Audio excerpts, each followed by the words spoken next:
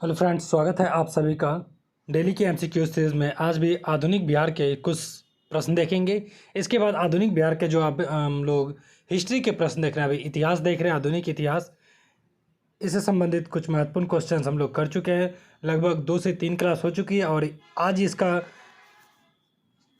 Last ही class हो रही है।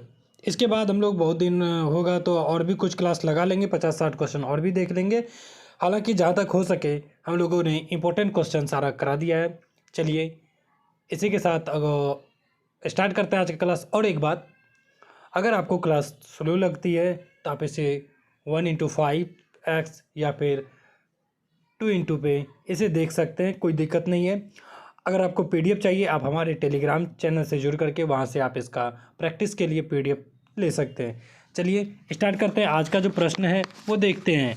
हम लोग 90 प्रश्न देख चुके थे, 90 प्रश्न तक कर चुके थे। आज 90 से आगे तक करेंगे, लगभग 130 प्रश्न तक हम लोग जाएंगे। चलिए थोड़ा देख लेते हैं 90 नंबर प्रश्न में क्या था। 90 नंबर में था, बिहार में 1928 में हुए सर्वदलीय सम्मेलन की अध्यक्षता किसने की, जिसमें बिहार में साइमन कमीशन का पूर्ण बहिष्कार का निर्णय लिया गया था। इसका आंसर हम लोग देखे थे SR अली इमाम, सर अली इमाम, यानी कि क्या देखे थे हम लोग आंसर इसका, क्या देखे थे इसका आंसर हम लोग देखे थे सर अली इमाम। चलिए एक क्वेश्चन आपको 91 दिया गया था बनाने के लिए, उम्मीद है कि आप शायद बना दिए होंगे। चलिए, बिहार में नमक सत्याग्रह सर्वप्रथम कहाँ से शुरू हुआ, ये क्वेश्चन था जिसमें कि हम लोग दिए थे और कमेंट में आंसर देने के लिए कहा गया था, जिसमें देखा गया कि बहुत ही कम लोग आंसर दिए हैं। चलिए हम लोग फिर भी इसका देख लेते हैं। चंपारण एवं पटना, चंपारण एवं सारण, पटना शाहबाद या फिर भागलपुर। बिहार में नमक सत्याग्रह कहाँ शुरू किया था? चंपारण एवं सारण से शुरू किया गया था। चलिए 92 नंबर प्रश्न देखते हैं कि भारत छोड़ो आंदोलन के दौरान फूल्स प्रसाद यानी फूलन प्रसाद हो सके होगा, श्रीवास्तव की मृत्यु झंडा फहराने के क्रम में पुलिस की गोली से कहाँ हुई थी? फूल्स प्रसाद की मृत्यु कहाँ हुई थी? पटना में, छपरा में, सिवान में या फिर भागलपुर में। इसका जो आंसर है, इसका आंसर क्या हो जाएगा? सिवान इसका सही आंसर हो जाएगा। 93 देखते हैं कि बिहार के लिए गठित आज़ाद परिषद के संयोजक थे। बिहार के लिए जो गठित किया गया था आज़ाद परिषद, इसके संयोजक कौन थे? सूरज नारायण सिंह, जयप्रकाश नारायण, सिया राम सिंह एवं राम मनोहर लोहिया। इसका जो आंसर होगा ए नंबर, सूरज नारायण सिंह, बिल्कुल सही आंसर है। चलिए 94 नंबर देखते हैं कि बिहार के फॉरवर्ड ब्लॉक के नेता कौन थे? आपको पता है कि फॉरवर्ड ब्लॉक, सुभाष चंद्र बोस ने फॉरवर्ड ब्लॉक की स्थापना की थी। कब किया गया था? जब इन्हें देखते हैं कि कांग्रेस के अधिवेशन 1939 में एक अधिवेशन हुआ था, जब इन्हें चुना गया था, जब इन्हें अध्यक्ष चुना गया था, तो गांधी जी के विरोध के बाद इन्होंने अध्यक्ष पद से त्यागपत्र दे दिया था। उसके बाद इन्होंने फॉरवर्ड ब्लॉक की स्थापना की थी। 1939 में किया गया था फॉरवर्ड ब्लॉक की स्थापना। लेकिन बिहार में इसके नेता कौन थे? श्री बद्रीनाथ वर्मा, डॉक्टर सैयद मोहम्मद या फिर सिलभद्र याजी।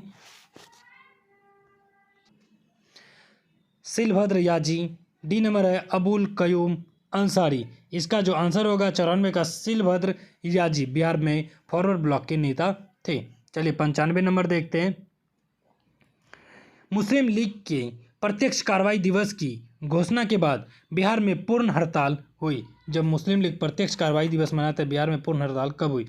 15 अगस्त 1946 को, 16 अगस्त 1946 को, 17 अगस्त 1946 को या 20 अगस्त 1946 को। इसका आंसर होगा 16 अगस्त 1946 को प्रत्यक्ष कार्रवाई दिवस बिहार में पूर्ण हड़ताल किया गया था। 96 नंबर प्रश्न देखते हैं। 96, भारत में सबसे पहले कहाँ छात्र संगठन का सम्मेलन का गठन हुआ था? छात्र संगठन सम्मेलन का गठन हुआ था। महाराष्ट्र, उत्तर प्रदेश, बिहार या फिर मध्य प्रदेश। इसका आंसर क्या होगा? बिहार में हुआ था। चलिए 97 देखते हैं। इसमें कहा गया पटना के अंतिम मुख्य वहाबी नेता कौन थे?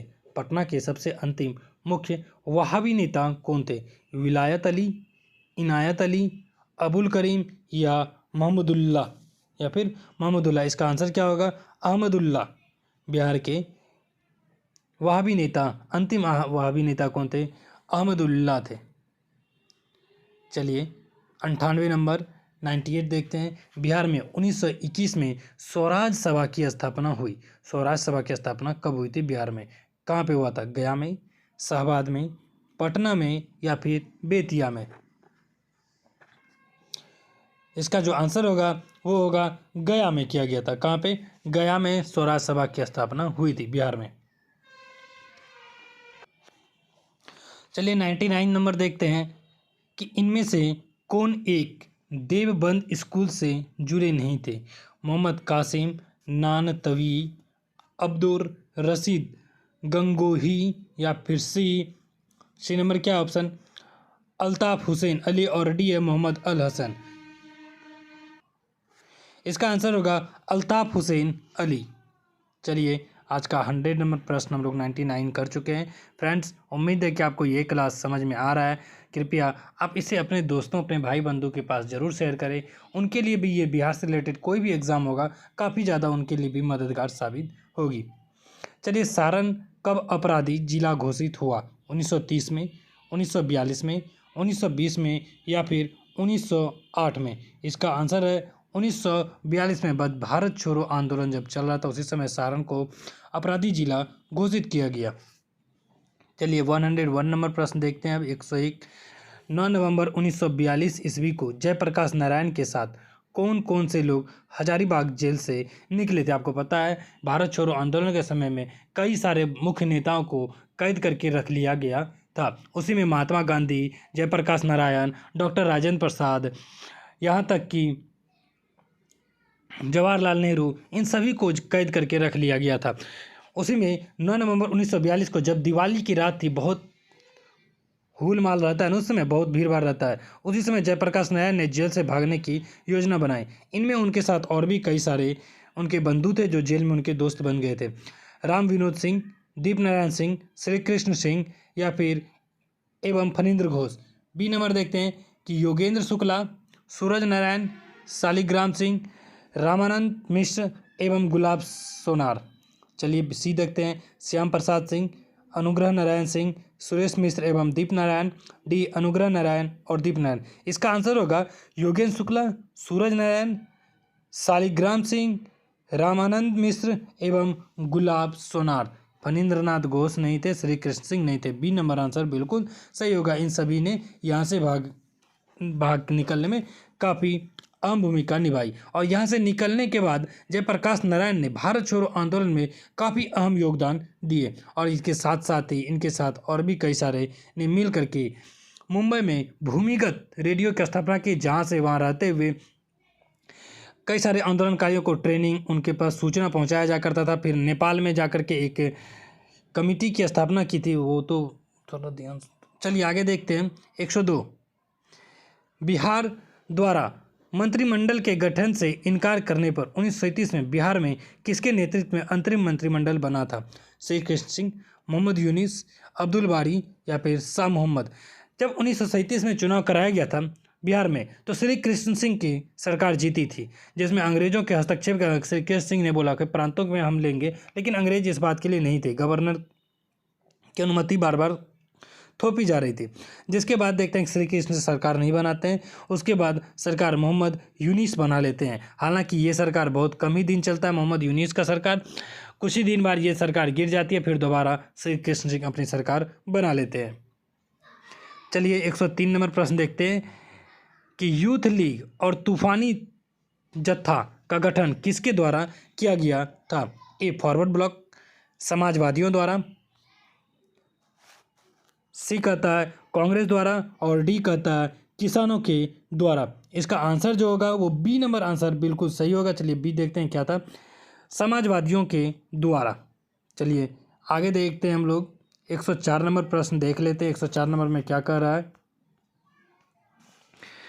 1921 में पटना में स्थापित बिहार राष्ट्रीय महाविद्यालय का उद्घाटन किसने किया? 1921 में बिहार में, चलिए एक बार प्रश्न सही से देख लेते हैं। 1921 में पटना में स्थापित बिहार राष्ट्रीय महाविद्यालय का उद्घाटन किसने किया था? डॉक्टर राजेंद्र प्रसाद, महात्मा गांधी, हसन इमाम या फिर मजरूल हक? इसका आंसर होगा महात्मा गांधी ने इसकी आधारशिला शुरुआत की थी। चलिए 105 नंबर प्रश्न आ गए हैं। बिहार राष्ट्रीय महाविद्यालय के प्राचार्य पद पर निम्न में से किन की नियुक्ति हुई थी? प्राचार्य पद पर मजरूल हक का, ब्रजकिशोर प्रसाद, डॉक्टर राजेंद्र प्रसाद या फिर इनमें से कोई नहीं। इसका जो पद मिला था वो डॉक्टर राजेंद्र प्रसाद को ये पद दिया गया था। असहयोग आंदोलन के दौरान प्रिंस ऑफ वेल्स की पटना यात्रा कब हुई थी? 19 से 20 दिसंबर 1921, 22 से 23 दिसंबर 1921, 19 से 20 दिसंबर 1921, 22 से 23 दिसंबर 1920। इसका आंसर होगा 22 से 23 दिसंबर 1921 को प्रिंस ऑफ वेल्स ने पटना की यात्रा की थी। 107 देखते हैं। श्री राजेंद्र प्रसाद निम्न में से किस नगर पालिका के चेयरमैन 1923 में निर्वाचित हुए? गया, पटना, भागलपुर या फिर मुजफ्फरपुर? इसका आंसर होगा पटना के चेयरमैन नियुक्त हुए। 108 जयप्रकाश नारायण अपने जीवन के अंतिम चरण में किससे जुड़े रहे? आर्थिक विकास से, वामपंथी आंदोलन से, प्रशासनिक सुधार से या फिर सर्वोदय आंदोलन से? जयप्रकाश अपने जीवन के अंतिम चरण में सर्वोदय आंदोलन से जुड़े रहे। 109 नंबर। अभी बिहार ही ऐसा प्रांत है जो हमें रास्ता दिखा सकता है। अभी बिहार ही ऐसा प्रांत है जो हमें रास्ता दिखा सकता है एवं हमारे लिए उदाहरण बन सकता है। यह कथन गांधी जी ने कब दिया था? फ्रेंड्स देखिए, गांधी जी जैसे एक महान हस्ती जब बिहार के बारे में ऐसे बोल सकते हैं, फिर भी आज हमारे बिहार की ऐसी स्थिति आ गई है कि जो कई सारे राज्यों में बहुत ही पिछड़ा माना जा रहा है। यहाँ पर ना तो शिक्षा व्यवस्था सही से चल रहा है, कुछ भी कानूनी व्यवस्था। आपको बता दें कि खुले तौर पर तो नहीं बोलना चाहिए, लेकिन कानून में भी देखते हैं कि कई सारे आपको सरकार के जो एम्प्लॉय है वो आपको घूस लेते दिखाई देते, बिना घूस का आपका काम ही नहीं चलता है। तो हालांकि इन सभी चीज़ों को सुधारना बहुत ही ज़रूरी है। अभी बिहार में कई सारे सुधार की बहुत ही आवश्यकता है। चलिए देखते हैं कब कहे थे इन्होंने। 1939 में कांग्रेस मंत्रिमंडल के त्यागपत्र के समय, बी 1941 में बिहार शरीफ संप्रदाय दंगे के समय, सी असहयोग आंदोलन के दौरान या फिर डी नंबर में क्या है, नोआखली में सांप्रदायिक दंगे के दौरान। आपको बता दें पटना में नोआखली में ही नमक सत्याग्रह, नमक बनाया जा रहा था। चलिए इसका आंसर होगा बी 1941 में बिहार में सांप्रदायिक दंगे के समय में उन्होंने ऐसी बात कही थी। चलिए 110 नंबर प्रश्न देखते हैं कि नीचे दिए गए कुछ कोट है, इसको मिलान करना है, ये बताना है कि कब किसकी किसकी स्थापना हुई है। चलिए पटना न्यायालय की स्थापना, पटना उच्च न्यायालय की स्थापना, किसान सभा का गठन, पटना विश्वविद्यालय की स्थापना या फिर सदाकत आश्रम की स्थापना? इसमें क्या हो जाएगा? पटना उच्च न्यायालय की स्थापना 1916 में हुआ था। चलिए पटना विश्वविद्यालय देखते हैं 1916 में। पटना विश्वविद्यालय कब हुआ था? 1917 में। किसान सभा का गठन कब हुआ था? बिहार में किसान सभा का गठन 1929 में। कितना? किसान सभा का गठन 1929 में। वहीं देखते हैं लास्ट नंबर, सदाकत आश्रम की स्थापना 1920 में की गई थी।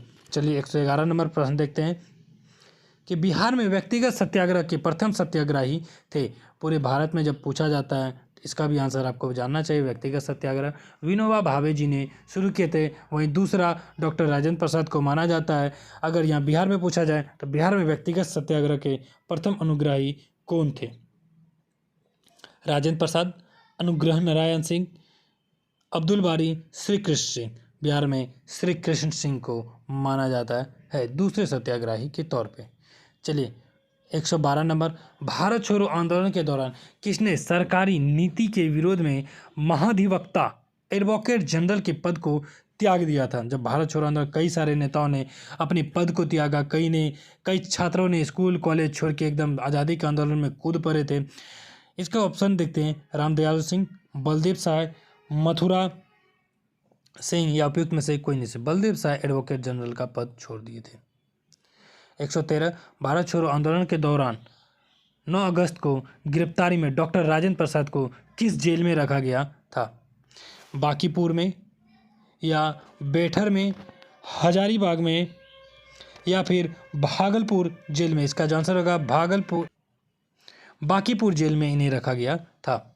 चलिए, पटना के चर्चित सचिवालय गोलीकांड कब हुआ था? पटना में जो गोलीकांड 7 शहीद हुए थे, ये कब हुआ था? 9 अगस्त 1942 को, 11 अगस्त 1942 को, 13 अगस्त 1942 को, या फिर 17 अगस्त 1942 को? ये 11 अगस्त 1942 को ये कांड हुआ था।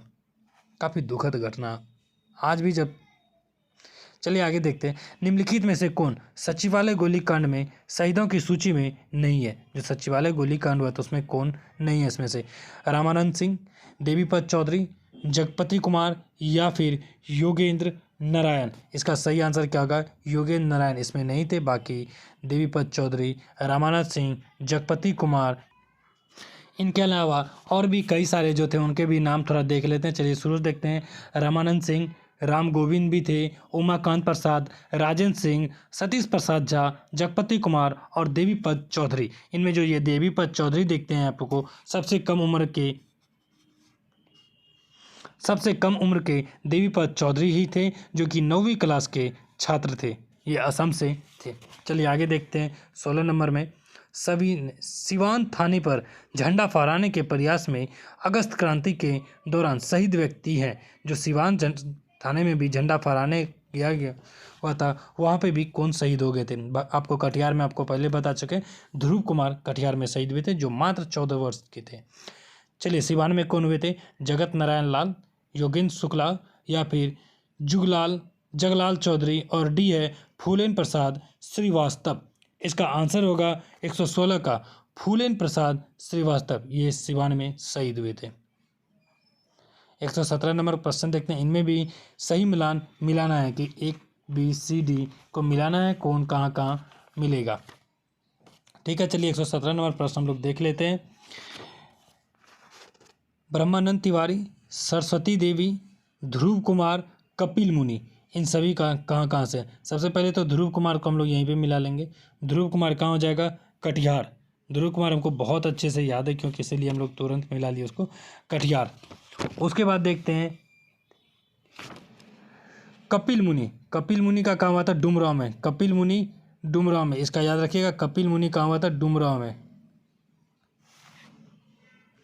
कपिल मुनि का डुमरांव में, डुमरांव, या फिर यहाँ लिख लीजिएगा डी। फिर भागलपुर से कौन थे? सॉरी, ब्रह्मानंद तिवारी चंपारण से थे। ब्रह्मानंद तिवारी कहाँ थे? चंपारण से थे। अब कौन बचा? सरस्वती देवी। सरस्वती देवी आपको भागलपुर से संबंधित थे। सरस्वती देवी कहाँ से? भागलपुर से। चलिए आगे देखते हैं। 1942 की अगस्त क्रांति में हजारीबाग जेल से जयप्रकाश नारायण के साथ भागने वाले व्यक्तियों में सम्मिलित थे। कौन कौन शामिल थे इनके साथ? योगेंद्र शुक्ला, गुलाब चंद्र गुप्त, शालिग्राम सिंह, या सूरज नारायण सिंह? ऑप्शन है 1 और 2, 1, 4, 1, 2, 3, या फिर 1, 2, 3, 4। इसका आंसर होगा 1, 2, 3, 4। इनमें से सभी इनके साथ भागे थे। चलिए 19 नंबर देखते हैं। जयप्रकाश नारायण द्वारा नेपाल में गठित आजाद दास्ता के मुख्य प्रशिक्षक थे। आजाद दास्ता के मुख्य प्रशिक्षक कौन थे? अच्युत पर्यटन, पटवर्धन, नित्यानंद सिंह, सियाराम सिंह, या वैद्यनाथ झा? इसका आंसर होगा नित्यानंद सिंह। चलिए 120 देखते हैं कि सियाराम ब्रह्मचारी दल कब सक्रिय थे? असहयोग आंदोलन के दौरान, सविनय अवज्ञा आंदोलन के दौरान, चंपारण आंदोलन के दौरान, या फिर अगस्त क्रांति के दौरान? कहा जा रहा है कि एक दल था सियाराम ब्रह्मचारी दल। ये कब सक्रिय थे? ये अगस्त क्रांति के दौरान सक्रिय थे। कब सक्रिय थे? अगस्त क्रांति के दौरान सक्रिय थे। चलिए 121 नंबर प्रश्न देखते हैं कि बिहार के किस स्थान के युवकों ने ब्रिटिश शासन का मुकाबला करने के लिए ध्रुव दल की स्थापना की गई थी? ध्रुव दल की स्थापना की थी। इसका आंसर क्या होगा? कटिहार। ध्रुव दल की स्थापना कहाँ होगा? कटिहार में। 122 भारत छोड़ो आंदोलन के दौरान किस प्रमंडल में लगभग 2 महीने तक जनता का शासन रहा था? सोचिए, 2 महीने तक जनता ने शासन जमा लिया था। पटना, भागलपुर, तिरहुत, या फिर गया? इसका आंसर होगा तिरहुत प्रमंडल में लगभग 2 महीने तक शासन जमा लिया गया था। 123 डॉक्टर राजेंद्र प्रसाद की बहन थी रामप्यारी देवी, सरस्वती देवी, बीमी देवी या फिर भगवती देवी? भगवती देवी डॉक्टर राजेंद्र प्रसाद की बहन थी। चलिए 124 नंबर, फराजी आंदोलन के विरोध में 1893 में ढाका में ताई यूनी आंदोलन किसने चलाया था? ताई यूनी आंदोलन ढाका में, जब फराजी आंदोलन 1893 में था तो ढाका में ताई यूनी आंदोलन चलाया गया था। ये किसने चलाया था? कोलकाता के सैयद अमीर अली, अलीगढ़ के सर सैयद अहमद, पटना के हसन इमाम या फिर डी जौनपुर के